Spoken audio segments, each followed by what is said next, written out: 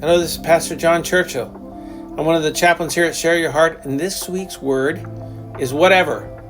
Now, not the whatever that your kids might look at you and roll their eyes and say, whatever. No, whatever is in whatever it takes. Last week, we talked about the paralytic that was carried by his friends to see Jesus. And Jesus forgave him and healed him. And part of that story reads in Mark chapter 2, verse 4, it says, since they could not get him to Jesus because of the crowd, they made an opening in the roof above Jesus.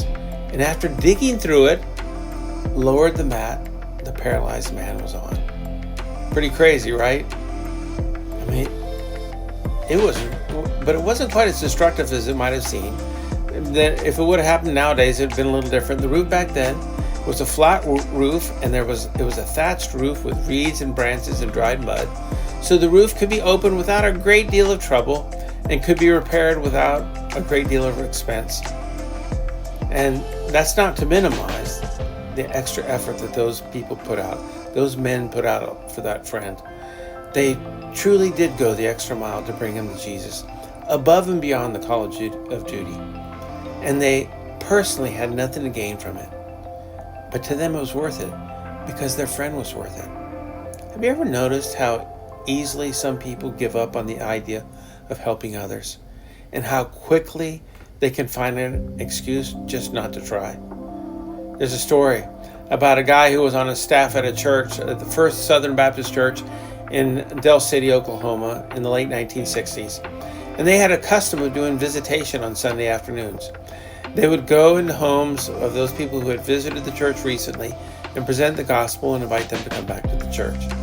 One Sunday, there was a bad snowstorm that covered most of the Southwest, and the senior pastor canceled the staff visitation. The guy who was on staff was so happy, since it meant that he could watch the Dallas Cowboys play on TV. And that was a rare treat for him. And this was in the 60s. There were no DVDs or DVRs where you could tape it. No Monday Night Football. No Sports Center. If you didn't see the game on Sunday afternoon, you didn't see it. A few minutes after he got home, he settled in to watch the game, and his phone rang. It was the senior pastor. "Are you watching the game?" the pastor asked. He said, "Sure, I sure am." And the senior pastor says, "Well, so am I. And I noticed that the Cowboys are out there playing in freezing weather, and the fans are all bundled up in the stands cheering them on. This cold weather hasn't stopped them at all. So I made the decision, if they can play football in the bitter cold, we can work for Jesus in the bitter cold. Get to church as soon as you can and pick up your visitation list." The staff member later said, "I was disappointed about not getting to watch the game in that afternoon, but I knew that he was right." It's amazing how easily we're deterred from doing good. We make excuses like, "I'm so busy," or "there's nothing I can do about it." But what we're really saying is, you're not that important to me. You're not worth the extra effort. You're not worth the inconvenience. I'm telling you today that there are people in our community who are worth the inconvenience.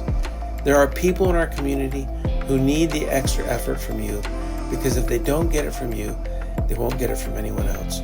I encourage you to be like the friends of the paralytic and do whatever it takes to